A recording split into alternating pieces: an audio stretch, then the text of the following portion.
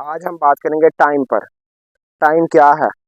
Time کی اہمیت کا اندازہ ہمیں تب ہوتا ہے جب ہم ایک کام کو چھوڑ دیں، نہ کریں اور مستقبل میں ہم کہیں کہ کاش میرے پاس ٹائم ہوتا، تو تب ہمیں ٹائم کی اہمیت کا اندازہ ہوتا ہے۔ تو آج میں بتاؤں گا کہ ہم ٹائم کو کیسے مینیج کر سکتے ہیں، کیسے کامیاب بن سکتے ہیں اور کیسے ایک سکسیسفل لائف بسر کر سکتے ہیں۔